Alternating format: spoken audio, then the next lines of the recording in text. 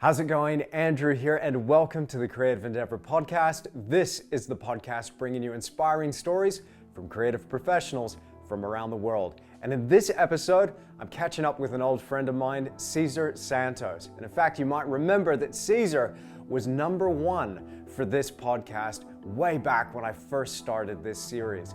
So it's great to have an opportunity to catch up with Cesar again and find out how he's doing in the face of this lockdown, quarantine, and what are some of the things that he's doing artistically. So without further ado, here's Cesar Santos in the Creative Endeavor.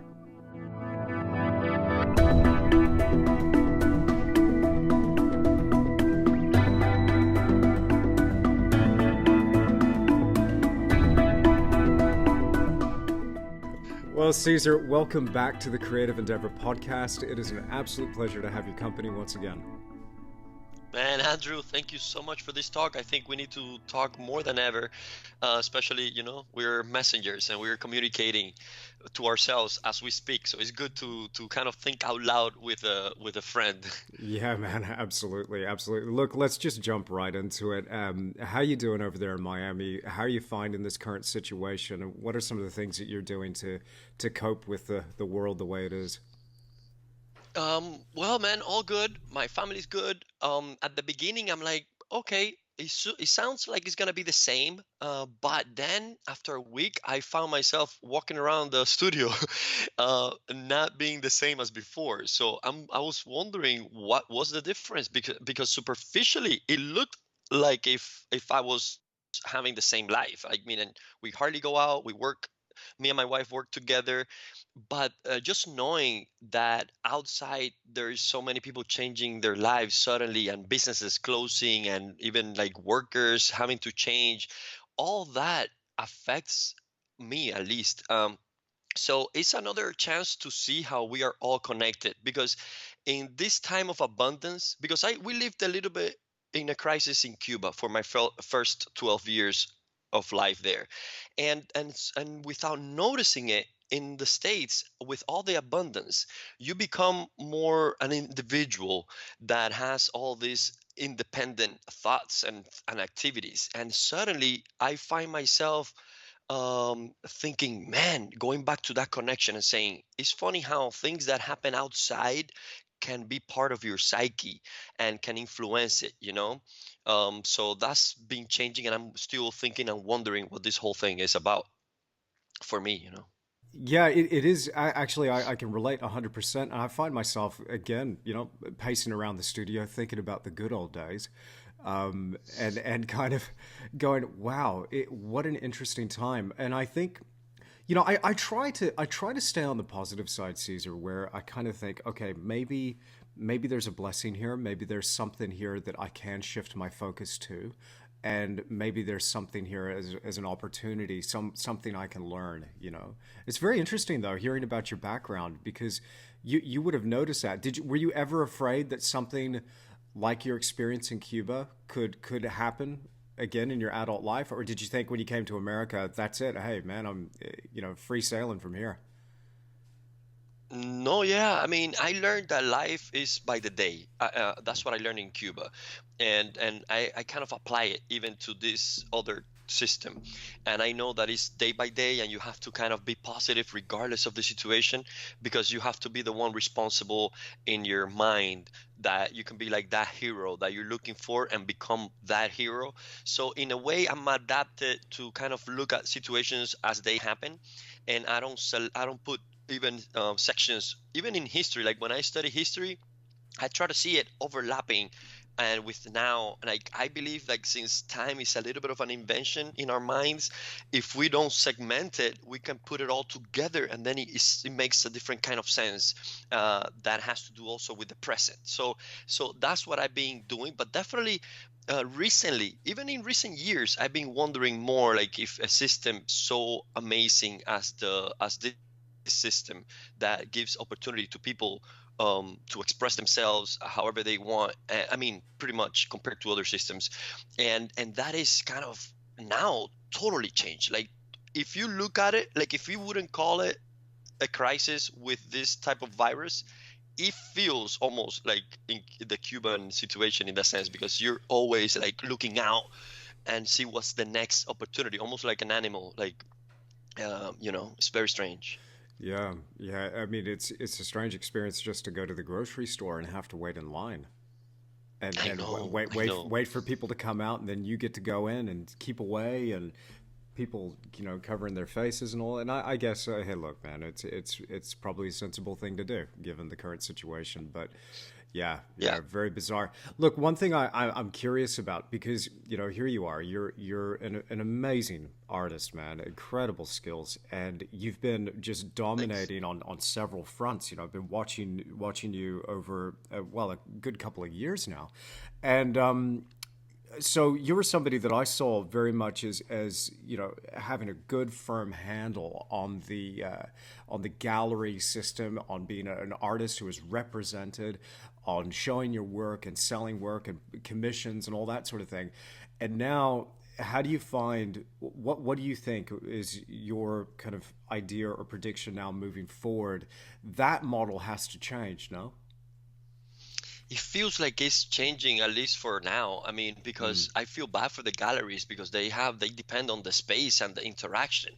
I mean, we are working behind the scenes and we produce and then we give the work to the galleries, and they're the mm, ones shaking the hands and making the calls and having the openings. So yeah. now that this is happening, now suddenly everybody became at the same level. Now Mm, you see people that used to have a team of makeup artists like in the news or like TV shows now at their houses. And now I feel that sometimes we are better equipped than them to do videos because we've been hustling with our like by ourselves. And now I see like amateurs had better quality now as they have a better quality now than professionals on mm, TV. And now the even galleries, like imagine like these famous artists in these great galleries, what are they up to now? Like, and so I feel kind of bad for many of the changes how they're affecting people.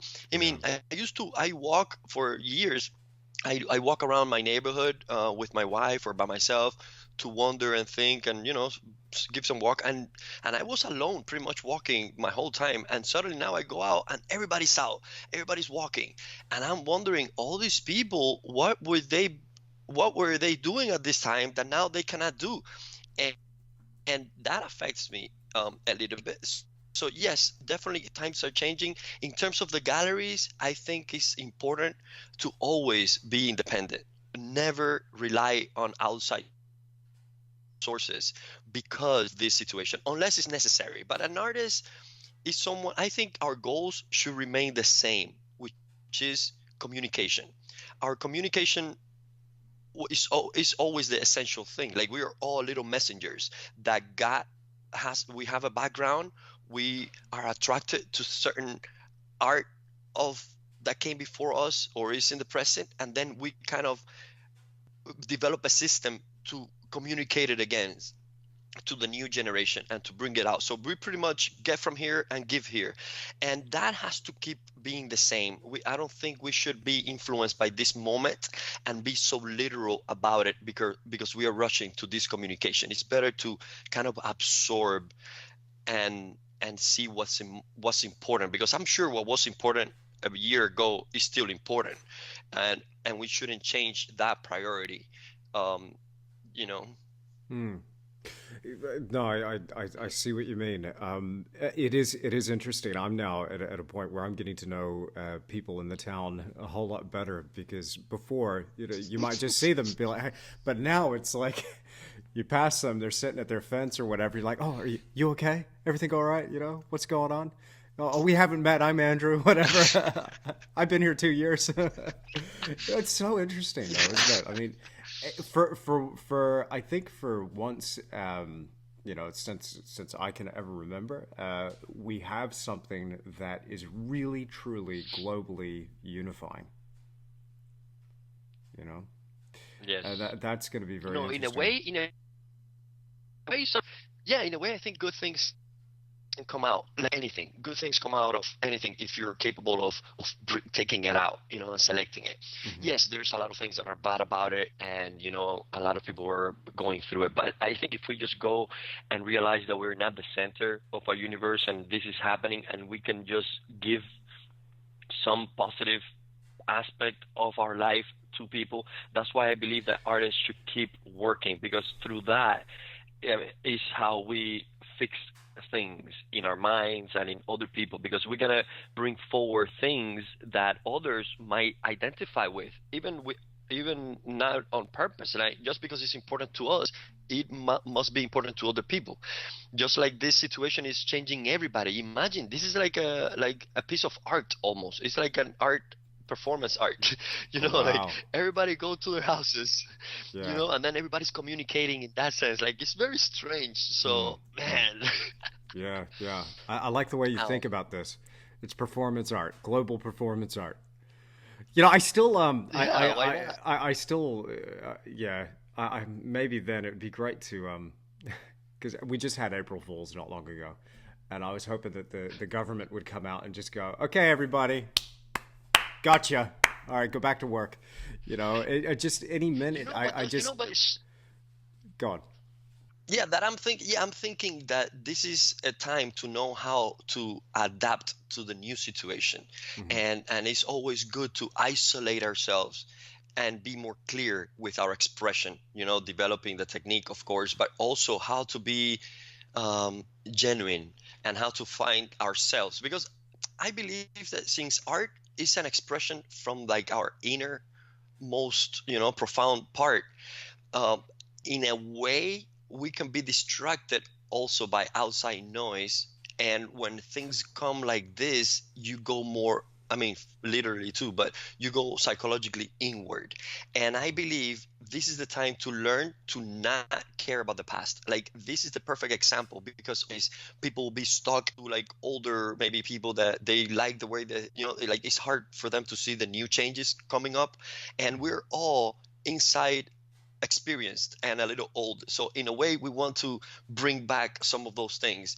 But if we think we're just being born, it looks like a new opportunity, and that's the only way to have a good outlook on life like this. Because otherwise, you just become your own victim. Hmm. Like, the Sure. system used it, and if you want to be away from the system, what better way than to say, okay, this is what it is, I cannot change it. So since we cannot change it, how can we adapt and grow in it? And that's what I've been thinking about lately. Like, how is it that we can manage it? So the same questions with the galleries, or yeah. So, well, that's okay. So I totally appreciate that point of view. So then you, in this case, you, Caesar, how, and again, neither one of us has a crystal ball, but again, No. when I was saying that before about you having, from the outside looking in anyway, if you don't mind me saying, looking like you really dominated this one part of the art world. And when I say dominate, it's not like it's all yours, but like you seem to be thriving within that niche. But then also at the same time, you've got a very strong online presence with a fantastic Instagram following, a great YouTube channel, and you're selling tutorials and stuff. So you seem to be embracing your independence with your online persona, but you've also got this thriving business that is following very much a traditional art gallery paradigm. So now again in the changing landscape, are you finding that you're wanting to shift more in one particular direction as a way to adapt to and grow in what's happening now? I think awareness is my response to that, because I don't decide for that. Like, Yeah. my core engine is saying communicate, connect, Okay. and that stays the same. So for instance, if the galleries are closed, okay, it's fine. That's not anymore an option for me in that sense. Even though this week I sold a couple of pieces through the galleries, I don't know how he dealt. I don't know how he did it, but he was able to find the connection, and someone got interested. So I'm like, perfect. If you want to sell, so I'm always kind of open to see what the options are.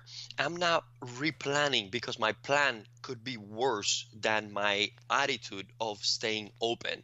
So I don't want to ruin an opportunity just because I was not looking at it, So what I do is Brilliant. like I Mm. stay aware of what's going on, and I understand that, yes, totally, there are aspects of this time that makes you develop more your individual kind of expression and not depend so much on outside sources, Mhm. like groups and galleries. For now, that should change. I'm pretty sure. I mean, the whole structure is set up, and the people that will be alive after this were alive before this. So I I think it's the same people that are going to transfer into another way, maybe now, or if things change in the future with traveling, or I think this is going to be solved. I think we're in the middle of the crisis, and in the middle of the crisis, I think the best way to act or react is to stay calm. Like, it's like an emergency. Like, don't freak out, calm, be calm, and also like offer the most positive part of you, like love, and try to see what's important to you and all that, like less distractions. Absolutely, man. Absolutely. And I love what you're saying there. I mean, again, whenever I talk to you, I feel like you highlight some things for myself anyway that go, yeah, I need to work on that. Because I'm always, and again, I'm always head in the past or really overly focused on the future. And so a situation like this, if you're very future focused, can, elicit a fear response in you because it's like, oh, the future's uncertain.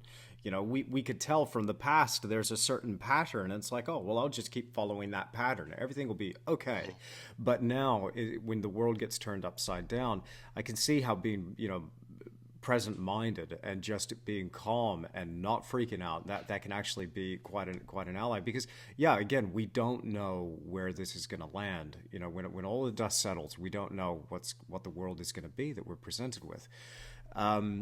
But that's interesting. I think that'll be a big takeaway for me anyway from this conversation. Is just, hey, dude, chill out, just relax, Yeah, yeah. just I, be in the I moment. would say, yeah, I would say to also develop a better system, because things are changing outside, like with the supermarket, like you mentioned, or like the neighbors, or things outside are changing and forcing us to change.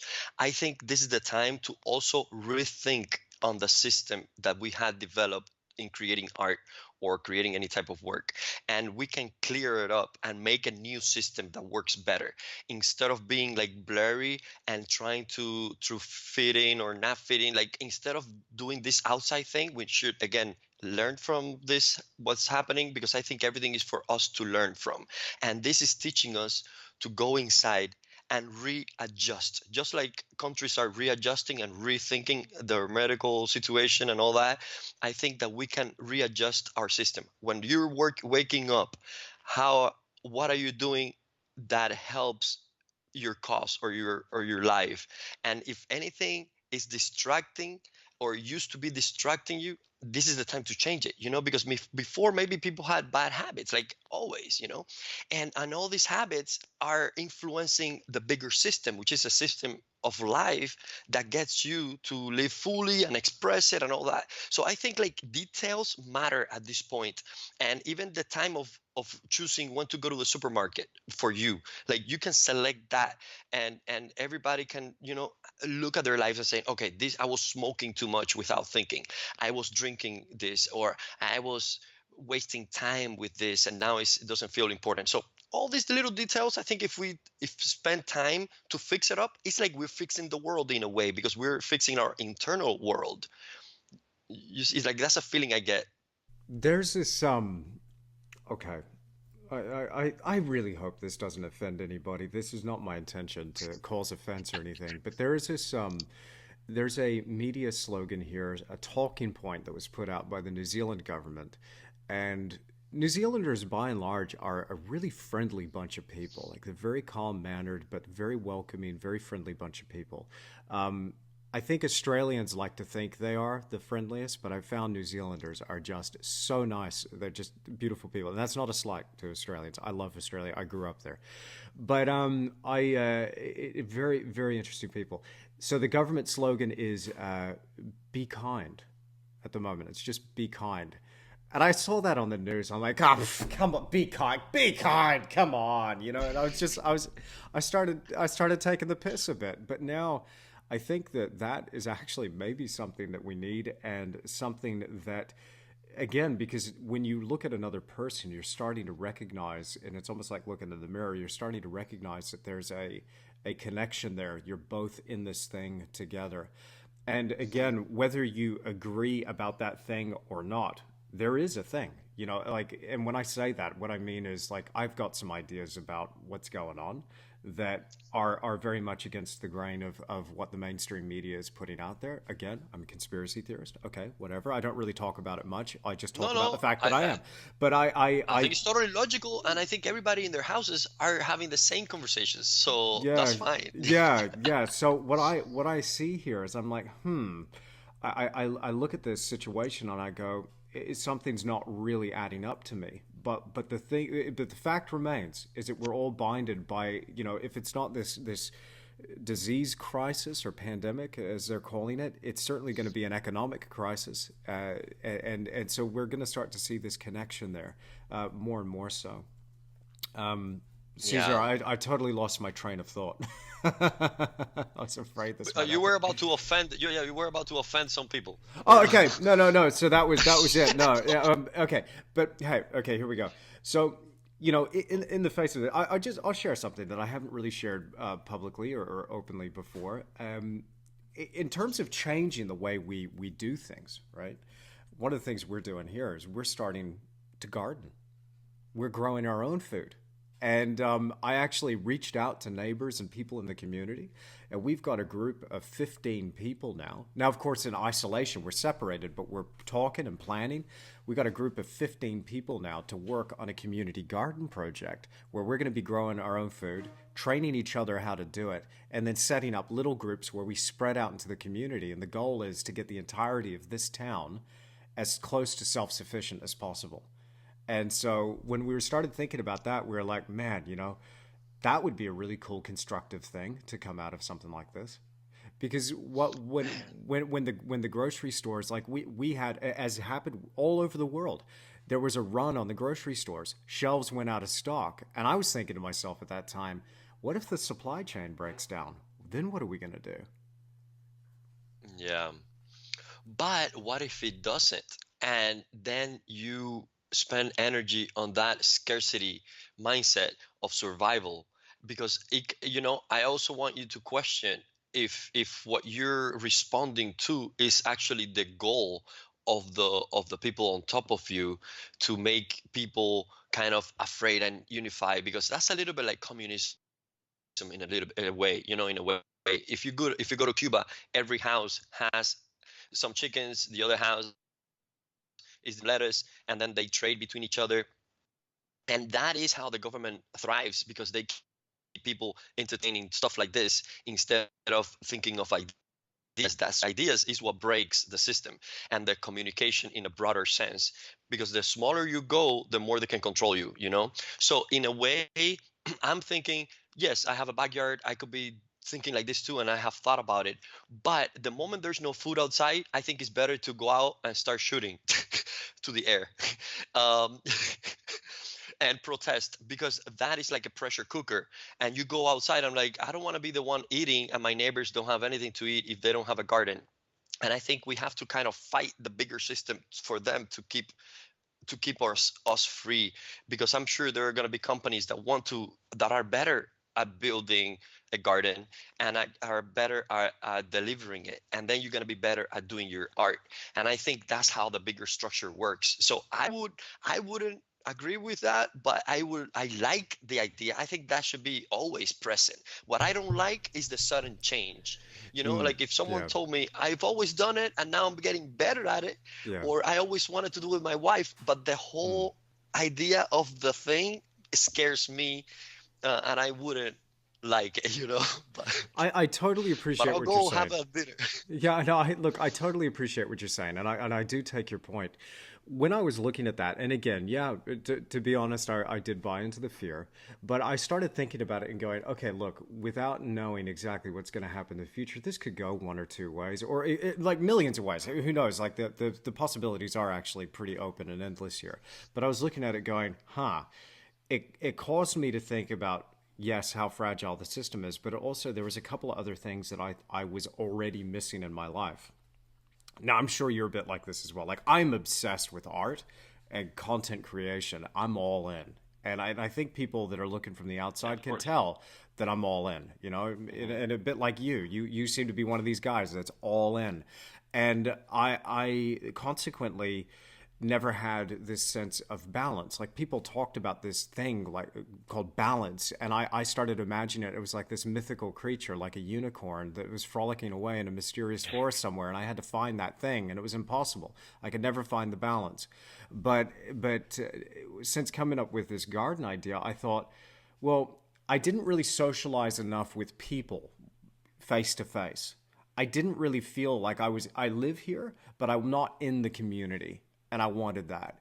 And I also never really Hmm. I used to love having my hands in the earth and just and actually having a feeling like yes, I'm creating art and I'm making something, but also just becoming more connected to a natural system. And I was living in Australia, and That's nice.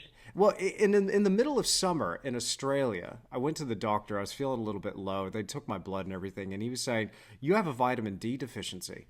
How is that possible? You live in Perth. It's summer, and you're vitamin D deficient." Go out. And I was just like, man, okay.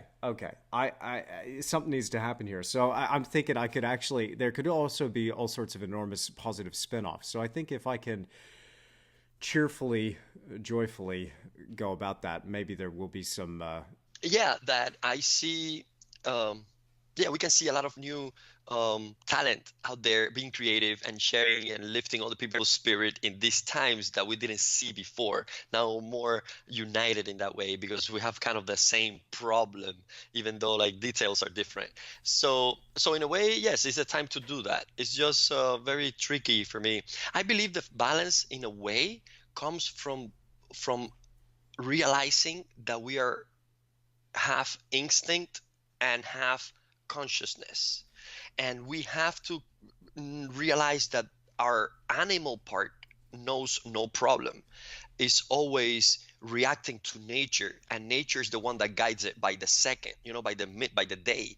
And I think part of our civilization, which comes from that conscious, like from awareness Mhm. of of what we know, that's when problems arise. So I think if we find that balance, that's when we become more full, more complete, because Mhm. we realize what part is triggering this animal aspect of us, and which part it comes from the knowledge that we have um, developed that is creating the internal problems. Because animals have no problems even in this coronavirus or with whatever virus, and they adapt to whatever happens. So in a way, that's a beautiful thing that we are experiencing too. I saw just out the front of my house. We have this veranda on the front of our house that is rotting. I mean, we bought an old house from 1875, and so Wow. there's this veranda out the front, and we haven't replaced it yet. And every time we think we're going to do something with it, we always think, "Oh no, the sparrows and the swallows that are nesting in there, oh, they'll be evicted," kind of thing.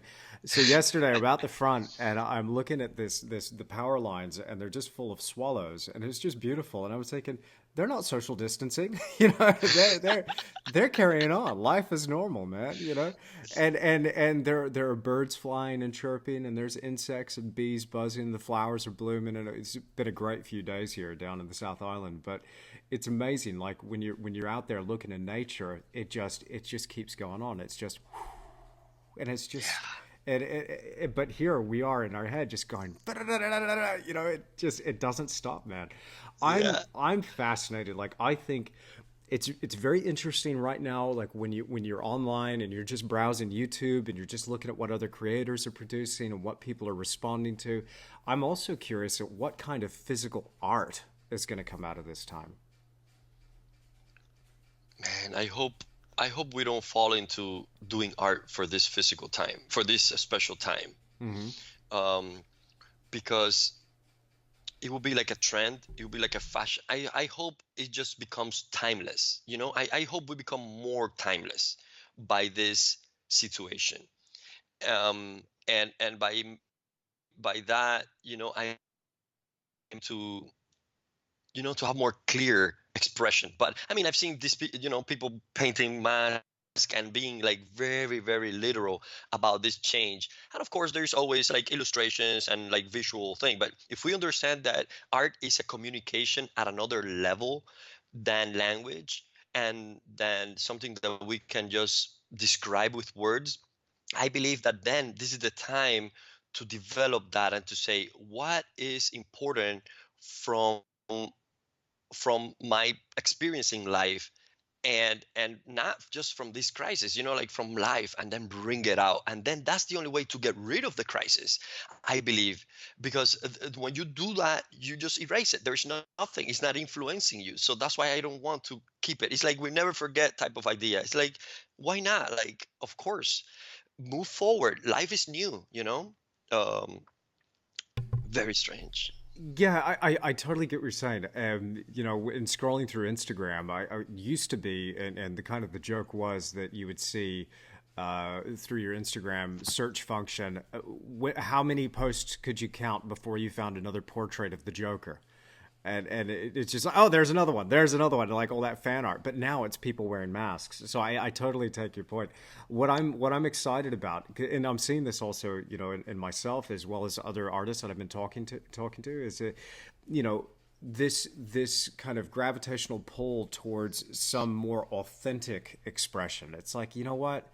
I've been thinking so long about this idea, or I've been thinking so long, one day I'm going to do that. Now I'm really going to do it. And This is so the time. yeah, this is the time. So whether it's a product of that forced isolation, or maybe just something a little bit uncertain outside that's putting that pressure on, that's causing them to go, no, now I'm going to do that painting I always wanted to do. So I'm excited to see that. I think that this Yes, is going that to, is. yeah, Yeah. I think it's going Yeah, to wake a lot of people up in that way. Yeah.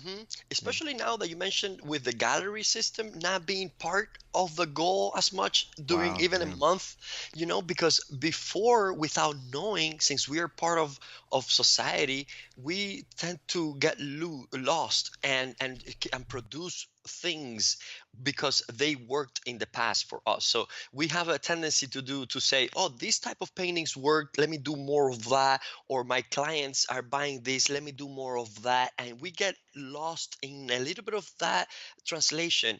And I believe now it's like, bro, like if you believe the whole world is gonna end, which is not, but like if people's mentality is that, then it's the time to do what you always wanted to do. And actually that is the best type of art, because galleries don't know what the best art is. They just present whatever, and sometimes they give you opinions based on their limited knowledge of how things are going in that time, limited time. So I believe it's time for artists to teach the world how unique things were inside the whole time and now can come out. And I think also, like, for me it's like that. Before I was like thinking bigger, like production and all this stuff, and now I'm like, man, let me go back intimate and enjoy what I love, because who's gonna judge it? Nobody cares, and I'll be the only one. So let me do it for me. And I realize that the moment we do art exclusively to have fun with it with ourselves, that's when it actually touches more people. Because art is not supposed to be a commission, even not even undirected. Sometimes it feels like we're doing commission work somehow, like, and this is, I mean, some artists are not like, some the great artists always found that inner voice that regardless of the outside they would say this is coming on, like Andrew Wyeth or people like that that are so, like, pure. And for me it's always been a struggle, because I'm very like outward and extroverted, and I was always contaminated with this product product and result. And now I'm like, oh man, let me try to get that Van Gogh out of me. So what's this going to look like now? What are some of the new works that you're working on? What are some of these new areas that you're exploring? Tell me about how you found your authentic, voice again, Caesar. Well, for me, I realized that it's a whole combo. I realized Mm. that art is a communication at many levels, and it's not language. And also, I realized that the frame, our canvas, is in a way people's phone or people's screens. And yes, you can go to the gallery and feel the real tactile aspect of each painting individually, but as a whole, we are a whole. Like if I look at you, you are the art piece. Like your headphones, your Skype, your traveling, your garden, all that is part of your art. Like you're expressing yourself through voice, through actions like this. And I believe that's a new type of art. It's not just the part of the painting aspect of it. And that's bringing me to realize how much I used to criticize or be afraid. Not, I had like an internal voice that I don't know where I got it from, but it used to tell me, and I think we mentioned it in our last conversation, that used to tell me, if you teach, you will lose that professional artist feeling to it.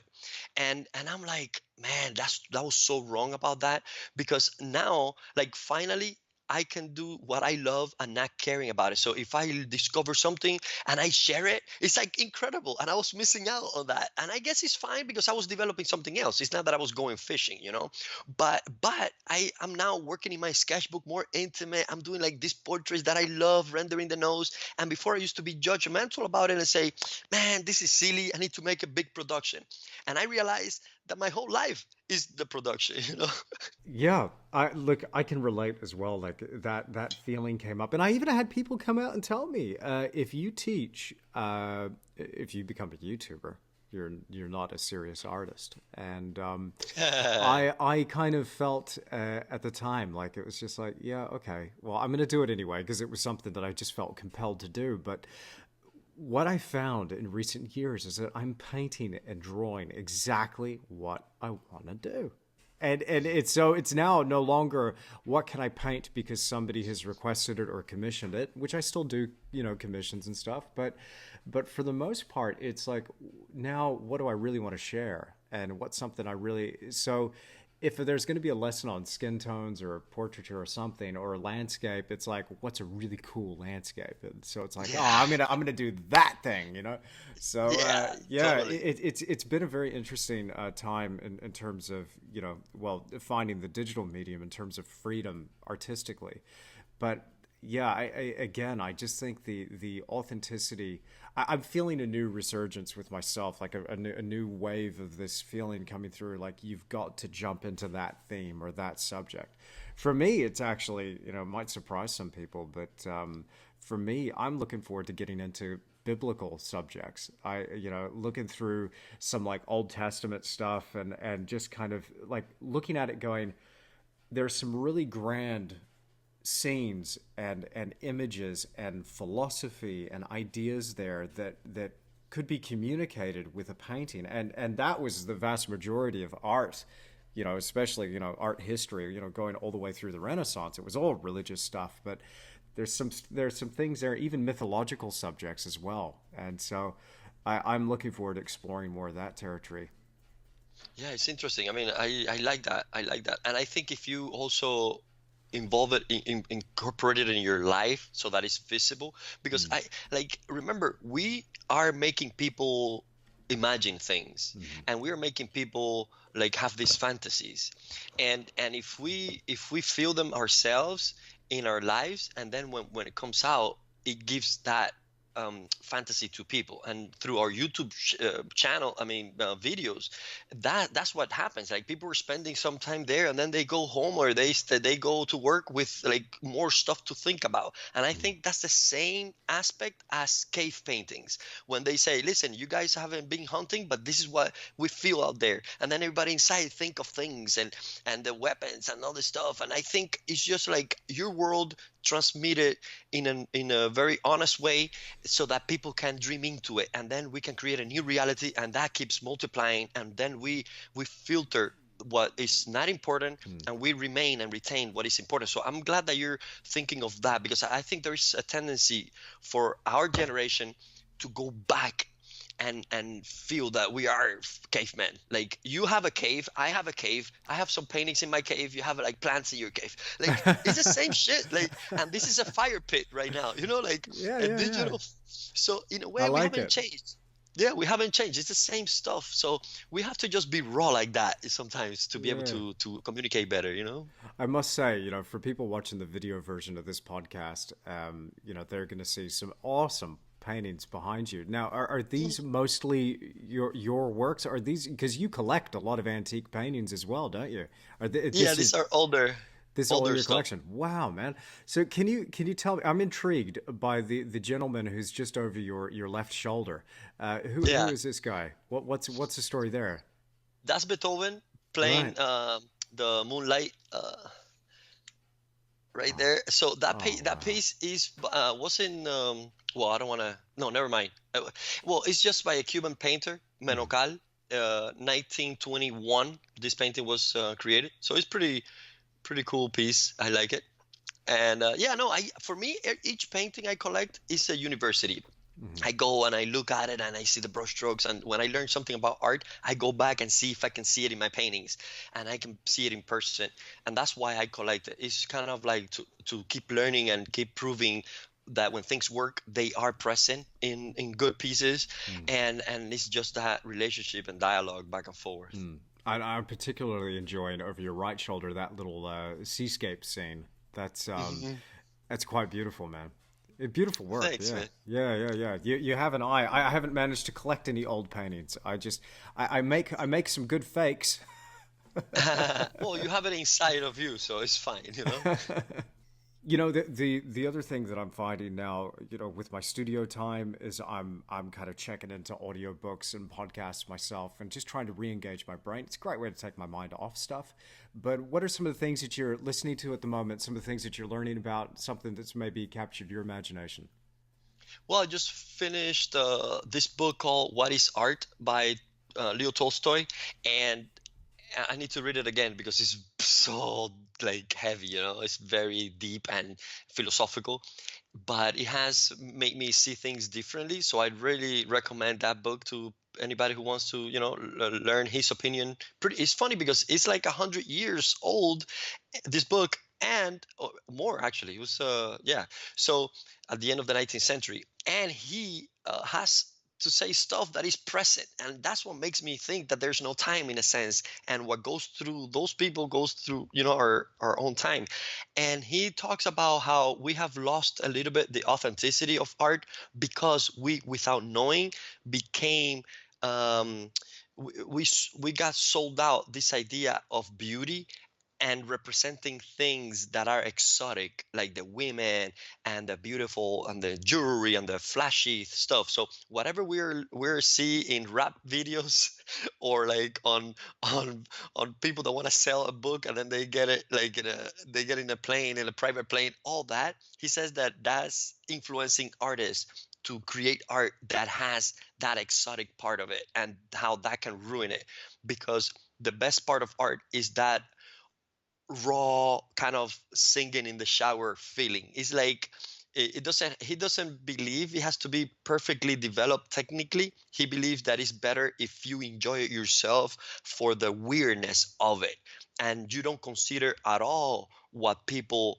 would like about it or not. And that way we stay away from this provoking imagery of sex and things that we that are so easy to like. Very very strange, to read that book and reanalyze everything. How interesting though for this time as well, though, right? Hmm. Because it's Yeah. almost like if you were to turn on, I don't know what the music show is in the United States. I haven't watched this crap for years and years, but whenever I do catch a rap video of the guns and the blings and the drugs and the cars and the fat whips and all that stuff. Oh, man, I'm really showing my age here. But if whenever you see that and it's all glitz and glamour and flashy and stuff, you, now I think, especially now, it would just seem so vacuous and like just so empty. There's nothing there. But again, what an interesting book to be reading in terms of getting back to that authenticity thing again, and Ye- truth. And for me, again, with the garden thing, that was something that was really an exploration in truth and simplicity. Like I was trying to work out a way to simplify my life, not by mhm. adding another project to it, but by bringing something in that was wholesome, that was like, unifying and going back to those core key values and principles that I think make a good life. And I think now for me, it used to be like early in my career, when especially when I was experiencing a lot of commercial success, happiness was then something you felt when you had reached the top, and you just kept hitting these highs and highs and highs. And what I found over those years is that you just keep running after it and after it and after it, and to eventually find that there's nothing there. And similar with the work as well. I always kept chasing these bigger and bigger and bigger projects, and been like, oh, you seen that? Well, how about this? And then how about this? And now how about this? And it just. By the way, those landscapes are impressive. So Thanks, man. I'm glad you were going that way. Like that's. I think we needed to watch that. But now it's like I'm now looking. It's interesting because artistically speaking, I'm now looking at simple little tiny subjects. Like right now, I want to paint a chicken. Nice. I'm gonna go from this grand mountain scene to just how the light shines off a feather and it's iridescent and beautiful and that sort of thing. Yes. And so I think in a way, a shift in focus is really interesting. So like you're saying with Tolstoy there, that that's a shift in focus of sorts, away from something where he saw maybe society getting out of hand, and the way and what was happening in art getting out of hand, redirecting it back to something that was more honorable or truthful or something. And I think, I don't know, man. I'm so excited in a certain way, and not to be, insensitive to what people are going through now, but artistically, I think it's interesting. Yeah, and I think the book is now more remarkable, even because he talks about the idea of going society, of thinking, of not doing stuff just because you individually think that you have to do it, even if it doesn't work in society. Like, he thinks that art should be a communication with yourself, with the best part of yourself, and then that in turn helps the other. Like, it should be with a good intent kind of thing. Like, and it's, and realist artists in general have that kind of route, because we take the skills from the past. So in a way, we are humble to do that. Which, by the way, have you noticed, like the other day I was talking to Valentina, to my wife, and I said, and I realized that every career is based on previous masters. Like medicine, everything that they're doing now is on other people's work, and that has always been the case. But for some reason, when artists say that they're inspired by the past, we get judged. Like, no, it has to be like brand new, like nothing. And I'm like, who else does that? Like, musicians use the same notes and the same principles that have been out there and nobody credits the past. It's like as if they invented it, when in fact nothing. Plumbing, planting a tree, everything we get from all the people that did it in the best possible manner for everybody else to enjoy. And in a way, we forgot about that, and we became so self-centered, and we said, this is, in terms of like modern and contemporary art, we went that route of self, like indulgent and not caring about stuff. And in a way, we're breaking from that and taking root in what was important in the past. And I think that is important now, because now everybody's connected and together. And when I do something, I'm like, man, it's like you say, like, this is my last chance. What is it that I can bring out? And I think it's going to bring the best out of people. I think we have to always look at things in a positive way, like you said at the beginning. 100%, man. 100%. Well, it makes no sense to look at it any other way. We've got to keep our positivity and our optimism, because it might not turn out to be what we're fearing, the worst possible scenario. Interesting, though, what you're saying about other industries. Art seems to be doing its or in other things within our culture, in terms of the past having influence on what we're doing now. Yeah, art very much has been doing its own thing for many years now, and I think maybe this is another chance for art to kind of get out of the hands of an establishment. I've always seen art as there have been multiple art worlds that maybe aren't really overlapping, and people when I get messages from people and students and things, going, how do I make it in the art world? And I'm like, well, first recognize that there's more than one art world. Do you mean like this academic art world, this modern contemporary art world? Because I don't even go there. I don't even talk about that. Like to me, I've never fit into that. I don't understand it. I don't feel there's anything there for me. It's certainly nothing authentic anyway. That it's very much trying to just find the next biggest thing, the next new thing, the next new thing. And my feeling was always, whenever you're trying to find the next new thing or the next original thing, you're too much caught up in your head anyway that you're no longer authentically expressing yourself. You're searching for what's original, not what's authentic. So now it becomes a game as, how can I be weirder than you? Yeah, you thought of making a big green cactus and putting it in the city, and we're going to pay $1.2 million for that? Cool.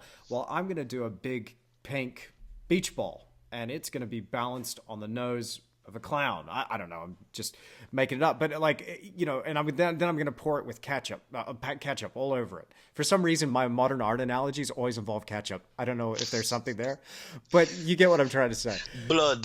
Blood. Yeah. Fake blood. Fake blood. Just ketchup. So. Well, I mean, and I understand what you're saying in terms of different genres, Yeah. and we all have a room to express, and for some reason we have believed that if you don't fit into that mentality of the mainstream and the contemporary elite museums, what they represent, for some reason we are inferior or less or something. Yeah. And I definitely believe that, yeah, we all have room to express whatever, like watercolor, people that do like video tutorials or makeup, like there are many types of art fields and like little worlds that you can find yourself into and feel perfectly fine. But I think in the same manner, people that have been trained like I was in a contemporary setting, and they're painting with those definitions of art in mind, I think that's fine too, because in a way they're bringing out sometimes things that are wrong with our times, or things that can improve, or funny stuff about it in a more direct way and a raw way that make people who are willing to look at it think about it and respond, even though visually it's not pleasant, or even though sometimes that's like a genre of itself in itself, and they have the power, so it looks like to other people that are smaller, like we're not in these big collections around the world, or like Sotheby's things, like whatever. But times like this make everybody go, whoa. What was what? So that's good. Isn't there something to be said though for the doing, for the process, for the actual being engaged in the act of making the art? I think that that's something that is often overlooked. That maybe if we But how do you know? But how do you know if those individuals are not engaged and the way they do it is just different than how they did it in the past? Oh no, so I'm not making the comment in terms of the modern artists. I'm sort of moving on from there, but no, I appreciate what you're saying. Maybe Caesar, maybe I need to loosen my definitions a little bit. I'm still bitter about my art school experience, and I'm still bitter about the way the government spends money, because what I see is, or spent money on public art projects. What I see basically you have an art establishment and the academic art world. So these people that find themselves in government positions on an arts council, or people that select the works, they're selecting based on their feeling about what they think and their agenda, what they think should be shown and what is valid to them. And when a government is hiring somebody for that position of an art buyer or an arts council or something like that, they're hiring from, well, who has the qualification? And the people with the qualifications are the people who went through that university system. So you are selected from that system that has indoctrinated you to a certain extent, you go through that, and then finally now you're producing something. The whole time you were going through that system, though, you were in a bubble that was very much separate from the outside world. And what's happened through that paradigm, whether it's a good thing or a bad thing, maybe I shouldn't judge, but you now have something where the effect is, unfortunately, a lot of people, the vast majority of the public, don't understand what their government just spent money on. And they're looking at it going, well, and now you hear people saying, hey, listen, I know nothing about art. That's a crime. I think that should be something that people no longer have as part of their language, as something that they say. It's like we should be producing things, and the society should be producing things that can be easily understood by people or accessed by people. Look, if you want to make people think, fine. If you want to impart some sort of message, no problem.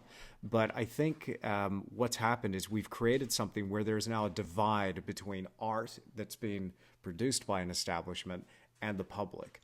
I think But do you before, think but do go you on. think the establishment, I'm wondering if there was ever, or if, I don't think there's never, I think the establishment will always be picking and choosing Mm-hmm, and selecting what art mm-hmm, runs the show. And mm-hmm, you know what I'm saying? Like, it just happens that we are a little bit of the of we are against that because our intuition bring us to do something else, and we don't want to be part of that, even though we got sold at the beginning to study art and mm-hmm. they try it on us. Yeah. But I think there is always going to be some people losing or some people winning regardless of your luck in life. Like, if you are more of this, if you buy into that system and you like it, I think you're just lucky if they get you. Now, if you're one of those contemporary artists and you never got selected, that's bad, because now you cannot even express yourself how you want to, because the school never taught you that part. They just taught you how to deal with the system, But there's always going to be winners and losers, because there's always going to be the bigger people selecting based on their taste or what they think, For sure, for sure. No, no, I appreciate that. What I think happens though is it's weird. I think when we're talking about modern art, let's say something like reductive art or minimalist art or installation art, for me, and again, I got my fine arts degree. I mean, I have a qualification in this stuff, so I've got the piece of paper there, and for me, from my position, I look at it and I can't see a metric or a way that we can identify what is good and what is bad, what is effective, what is not. So when we get an unmade bed made by Tracy Emin, which is over a decade old now, I think. But again, I keep thinking like that, and this is somebody that ends up becoming the head of drawing at the Royal Academy. I'm kind of going, okay, now here, okay, look, I got a conspiracy theory for you. I saw a fantastic video on this on YouTube several years ago. And what I might do is, if I can find her and I can reach out to her, I'll try and get her on the podcast. But there was an interesting talk about how modern art was an invention by the CIA to destabilize culture. I loved it. I loved it because I'm like, I knew it. I knew it. You You're know? like, even if it wasn't, it acted like if it was. Yeah. Even if it wasn't, it had that effect. You know, yeah. I don't know. Maybe That's funny. maybe it's a silly idea, but I like that idea. What about music though? Because Yeah. music is doing this. Like, everybody, I think, is attached to some type of art, and Mm, I think people that might not be attached to, like visual art, which I think they are, because I think visual arts became the screen, hmm. Yep. not like, 100%. like, people are looking at TVs and movies and all that, and that, I think, in a way, they are connected with visual arts in that sense.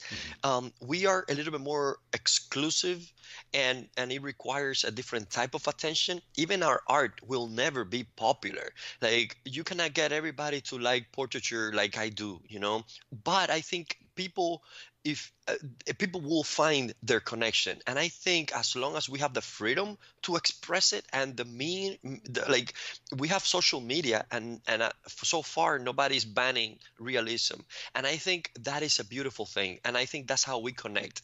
And also, like, people have their favorite movies, their favorite music, their favorite operas, and all this stuff is, I think, is fitting into our culture and constantly, moving. So I mean, yeah, it's very strange. I don't know, whatever. Music's an interesting one though, because I feel like, yeah, a lot of people find, expressions that they appreciate within music, but I think by and large, generally speaking, music in the mainstream is getting worse. And maybe this is a sign that I'm getting older, but I think what's happened is they've shifted, and this is it's actually something very interesting to look into. Music used to be recorded and played at 432 hertz. It's now at 440 because through the process of playing stuff on the internet, don't quote me on this, do your research, folks. But through the process of being played on the radio, they needed everything to sound the same, and they also needed to correct for loudness. So everything kind of peaked at 440 hertz, and now everybody started recording at that because it was just more friendly system for radio. But 432 sounds so much better. It's so much more harmonic and deep, and it's actually more soothing for us to listen to. And there's just depth there. There's a better resonance there. But at 440 hertz, something was lost in translation. But now what you could do is, maybe it was, again, I'm no physicist, but maybe it had something to do with the compression of the waves and the way that carried through a radio signal. The result was, though, and the result of a lot of modern music is it's really quite loud, and it's also really repetitive. So, like, you listen to a pop song now, for instance, It's a formula. it's a formula, and it's all hooks. It's like, we'll have a few bars of that, we'll do chorus, and then we're gonna have the hook, and then we're gonna do this, and then we'll bring in the hook again, and we'll do the hook another 14 times. And then you find people, like, I don't know, I've heard of this phenomenon before, but when people hear a song for the first time, it's like, ugh. But through the process of hearing it all damn day, everywhere you go, it's like, oh, it's Beyonce. I love this song. All right. Yeah, yeah. Girls, who rules the world? All right. Yeah, here we go. And I'm like, man, this is pure drivel. It's absolutely pure drivel. Like, what's going on? And so I found, and it reminded me, though, of that dynamic between my father and I, where he would come into my room and I'd be like doing my homework and I'd have some music playing, and he'd be like, what is that crap you're listening to? I'm like, for most of the time, it was, Dad, that's Paul Simon. That's your generation. I blame you. Or, Dad, that's Led Zeppelin. You grew up, in the same era as these guys. It was like, oh yeah, okay, That's okay. funny. But That's I funny. now listening to modern music, I find myself going, oh, I've become my father.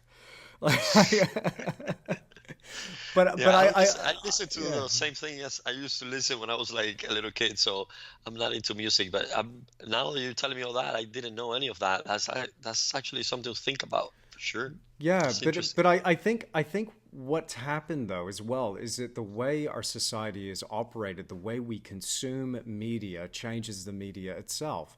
I mean, even movies now. I'm not sure what your experience is with movies, but now I just can't watch them. They've completely ruined Star Wars.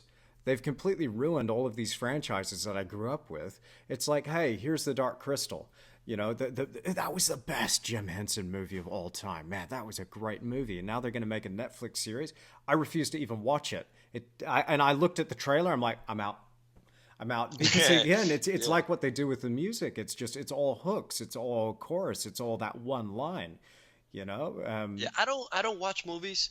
I Yeah. mean, I watched a couple of movies in my life, and so I don't know anything about movies because I understand that that's an artistic, a visual art expression, and I Mhm. don't. I don't want to go there. Like, I know that they're doing it for like a formula too, Mhm. and for people to spend time watching it and like be entertained for an hour or 2 hours and not do much else.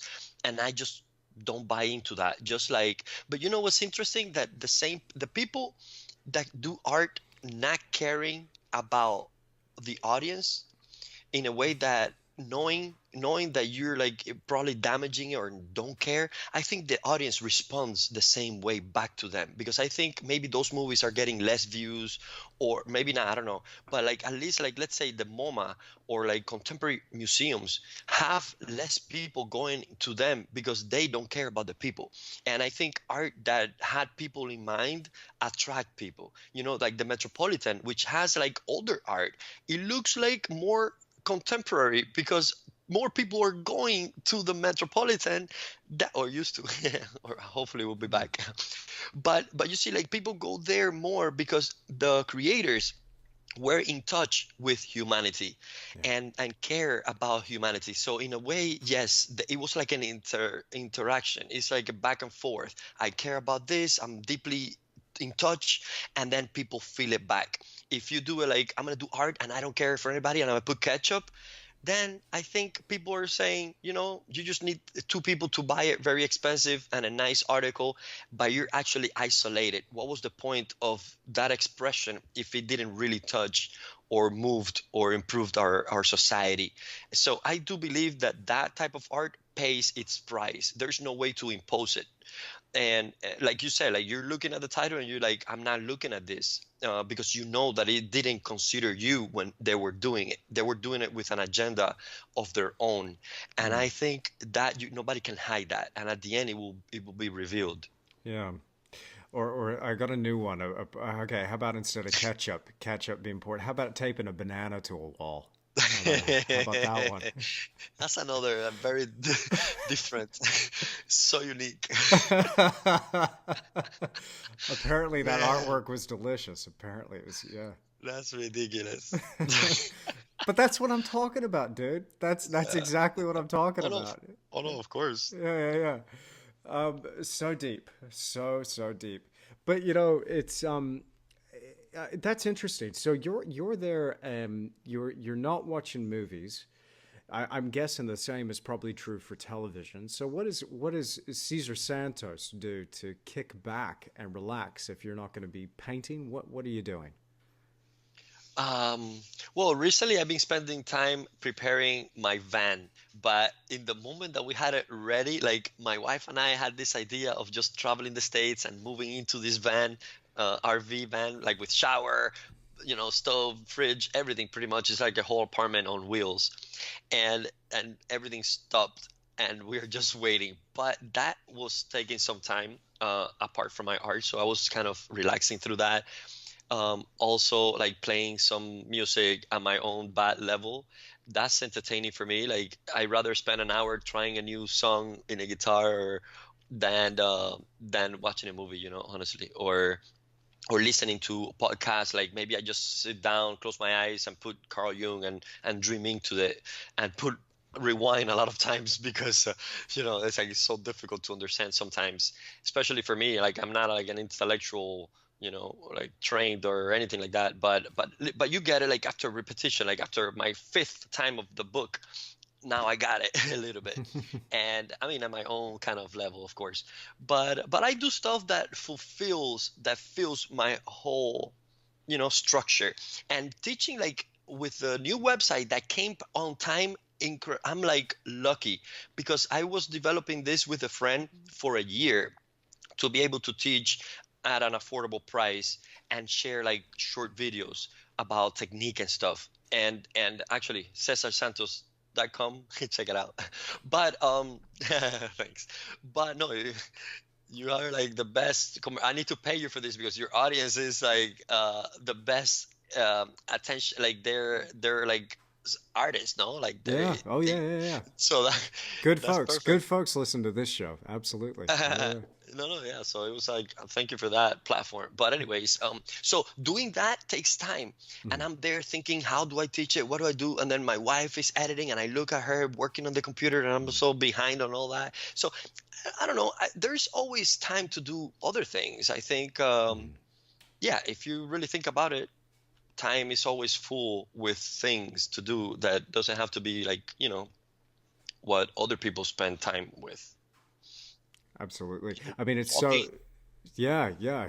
I mean, it's so easy to just switch off and not engage in something constructive. And I found I've made more of it. I mean, I was never a big TV watcher or movie watcher, but like sometimes in the evening, there like I'd be so mentally spent that there'd be very little time for anything else. But now it's become in recent months, it's become more and more focused and directed and getting away from that because even if it's like now, if I was going to sit down and watch something, what would I watch? Like, what would I even watch? Where I'd just be like, I'd turn it on, tried this couple of turn it on, start watching, be like, ugh, get it off, Yeah. No, man. get it I off. mean, I look at a lot of like on YouTube, like political Yeah, yeah, things, yeah. happenings That sort that of are stuff. Yeah, happening, yeah. because that's actually a reality show, in a way that's like Mm, real. And those are people that are excellent at what they do. Even if it's not convenient, it's still yeah, like quality stuff. yeah. Even if it's not like someone's, kind of putting this together. It's like you're looking at some real life masters.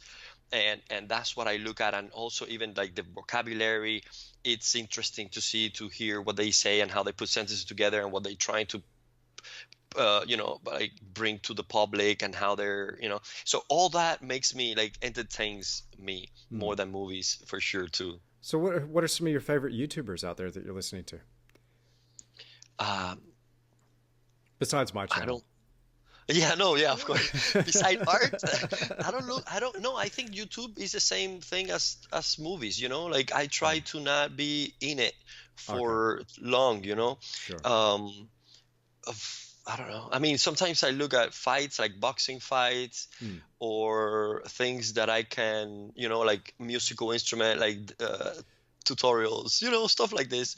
Yeah. But I don't have like yeah, just random. Yeah, fair enough. Fair enough. Yeah, I'm tending to browse by subject now. It's like, what am I interested in at the moment? A lot of it's really gardening stuff. So I'm on a massive Charles Dowding binge at the moment. This really cool English dude who's got this no dig garden system. I'm just eating it up, just everything he's producing. It's awesome. So That's interesting, man. yeah, That's hard. Like that's not easy. That's a whole like.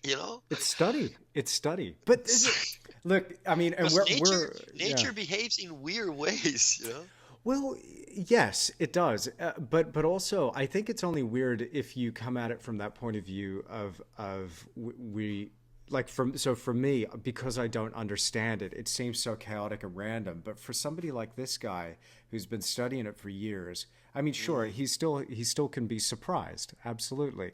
But I'm looking at him and he just knows times of year, what vegetable, depth yes. of soil, soil composition, microbes, worms, what compost mixture to use. Okay, plant your potatoes here. The sun's coming from there. Here's the shade. That's not going to be good for this crop. We're going to put in that crop, and it's just like so many moving parts.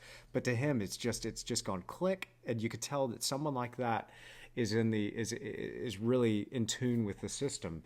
No, Um, yeah, that's what I meant to say, that it will mm, take a lot of your energy because oh it's a yeah, whole mastery by itself. yeah, Like imagine him getting into painting, like, oh my God, what mediums do I use? How do I set up? Like yeah. this whole thing is very complicated. Yeah, I mean, but any subject, I mean, you choose to dive into it, you're going to open up a whole nother world. And this is a fascinating thing. I mean, this is a space that both you and I occupy now with our online presence and teaching online as well.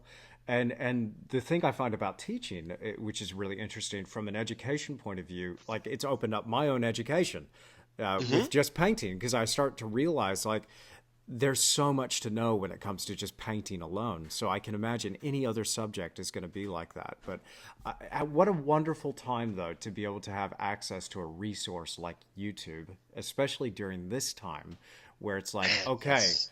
I've got time on my hands, I've got an internet connection, I'm going to drill down and really look into this thing, you know? Hmm. Yeah, it's very interesting. In a way, it's like a church, because before, like, the Hmm. church is the place where the art hangs. Hmm. And that's what YouTube is. It's a platform for you to express yourself and put your little corner, your little creation in a corner there for people to see while they're connected to the whole world. So it's a beautiful thing. Absolutely, absolutely. In fact, for me, it's been interesting because I can't go to church at the moment, so I've been like keeping in touch with that side of things by listening to pastors and sermons and all sorts of stuff. I don't know if you're religious, yeah, but it's been a new thing for me. I was never religious in the traditional sense because in Cuba, they almost force everybody at the beginning when they're kids to not believe in God Wow. and believe in the government. Like they are, like if you think about it, Che Guevara is a saint, Fidel Castro Whoa. is the God, and the state is the church. Like yeah, they have structured the whole system as if it was a religious entity like that, and then take people away from the bigger connection just to be able to be submissive to Hmm. them, in power. And so that came up, like I was even in the States, thinking, that's scientifically speaking, it didn't make any sense, the idea of God in the sky, and I was like confused because I never studied it. But then I keep thinking, and I read Carl Jung, Man in Search of a Soul, and also even Jordan Peterson with his biblical series, Hmm. and I understood how we are, regardless of our beliefs, like we are just an entity that is physical and spiritual, or like the mind and the body type of idea, and we are a whole combo and we can ignore it. So you cannot measure things that are from the mind in scientific terms, because it would make no sense. And that's how it's easy for me to be, before, with the logic of science, say they don't have an answer for this, so it must be fake. I'm like, man, that's deeper than that, like there are things that actually manifest in your life that Hmm. has no scientific explanation. And it's funny how scientists spin this by calling instinct instead of spirit, let's say, and nobody question or laugh at the idea of instinct. Like nobody knows where it comes from, or matter. Like, oh, what is the force that runs the world? A scientist might be matter. Hmm. I'm like, yeah, but where does matter come from? And at the end of the day, nobody has that answer because it's invisible. It's in Yeah. each one of us. It comes in the combo, and we cannot ignore it. So it's very interesting for me to start, thinking of all this stuff that before I used to not consider. Yeah, yeah, me neither. I didn't consider it at all. In fact, I laughed at it. I thought it was very, very silly stuff. Yeah, it's quite fascinating because the more I look into this, and again, I'm a whole newbie with the religion thing with Christianity, but when I look at the Bible and you know the stories there, it's like such deep and layered philosophy, and I appreciate so much about it. And then you look at science, and the more I look at them, I kind of think that there might be a bit of a language thing going on here, where we're getting too caught up in semantics, where they're really trying to tackle the very similar issues and similar problems, and mainly, what are we doing here? Where do we come from? What's the point of all this?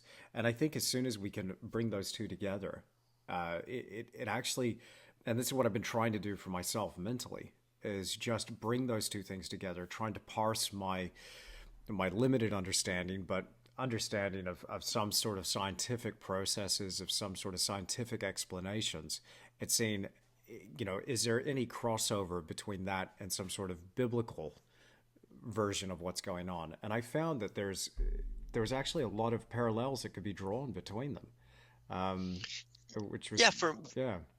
Yeah, no, for you wanted to say something else? No, no, go, go, Oh, go. I'm out. I was gonna say that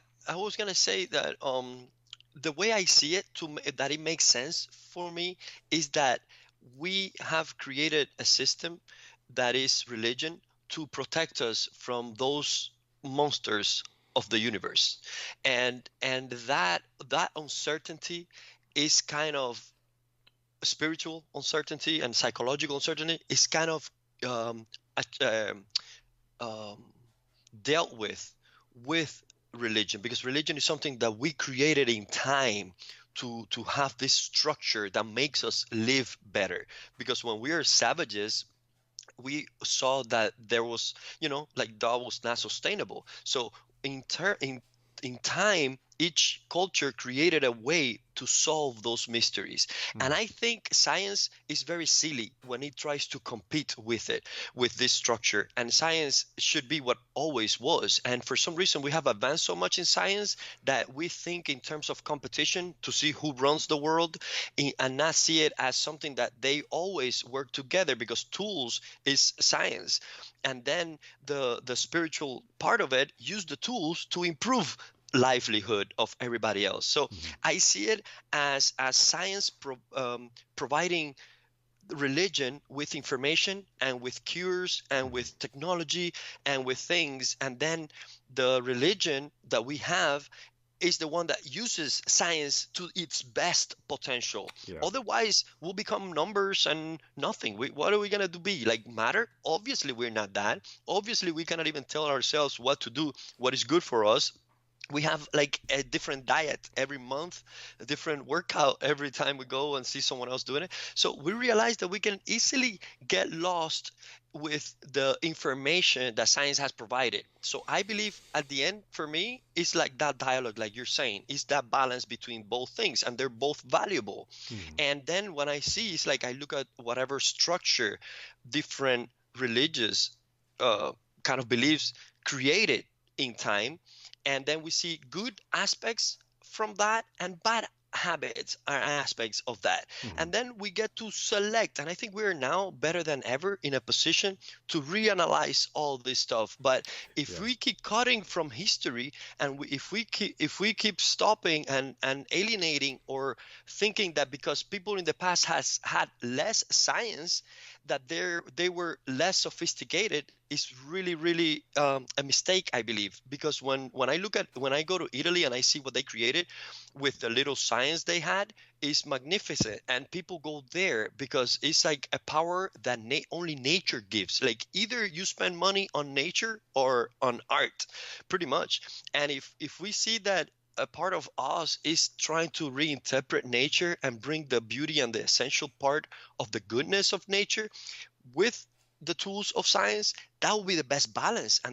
But we need to learn how to deal with our psyche, because psychology is the latest of the sciences, Mhm. and it's the newest like endeavor. um, and I think we need to go back to the to that philosophy of the mind, which is Mhm. psychology, and see how we can benefit from both worlds. It's fascinating, you know. It's when you take on too much of a cold mechanistic view of the universe, suddenly it leaches all of the meaning out of life, and you know you can be treated like a number in a machine. Hmm. Um, and the more, from what I see anyway, and again, maybe this is my own limited understanding coming through, but the more they try, and when I say they, the more the world, or you know, secular society and science and scientism tries to explain and come up for definitions of the universe, the more that big question of God just won't go away. But I should clarify, just for myself anyway, like religion and certain structures that were cultural structures, maybe they were, you know, an invention by the culture. I shouldn't say that or by society as a way to cope with the boogeyman, so to speak. I don't consider myself religious. You know, I consider myself Christian, which is kind of a little bit different. What it comes down to is actually a lack of structure in a certain way. Yes, there are sort of things that you either do or don't do, but it's interesting how the shift has come away from referring to rules as such, and more or less being guided by your internal spirit.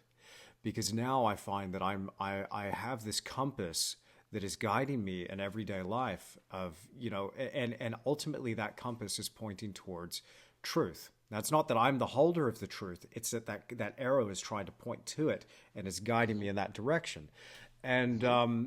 the one biggest truth that I found that I needed in my life was this idea of surrender and you know, submitting to something that was bigger than myself. What I found before, through my selfishness, you know, I was giving into, and to use a biblical term here, into idolatry and sin, basically, because I was creating idols out of all these other things in my life: success, money, Yes. all these things, and fixating on that Whereas what I found where there was real beauty, good, truth, and virtue, I through this process of coming to Christ, basically, started Hmm. focusing on these other things. But that focus wasn't a conscious thing. It was that needle just going, here it is over here, move in that Hmm. direction.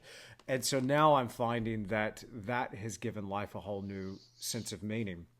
I will say this, given the current situation, if I hadn't have come to this realization, and I'm only saying this for myself because other people have probably got a better handle on it than me, but if I hadn't come to this realization for myself, I would be a basket case right now Hmm. in the current situation. I'd be no good to anybody.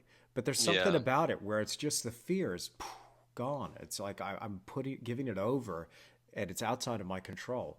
Hmm. And I think that's what Christ's role was really. I think he was a disruptive figure in history, and a lot of people, I think they misunderstand. I'm not accusing you of doing this, by the way, but I'm just saying in No, no, general, of course. people misunderstand. When he came, and he was here, and his ministry was only for a short period of time, about 3 years.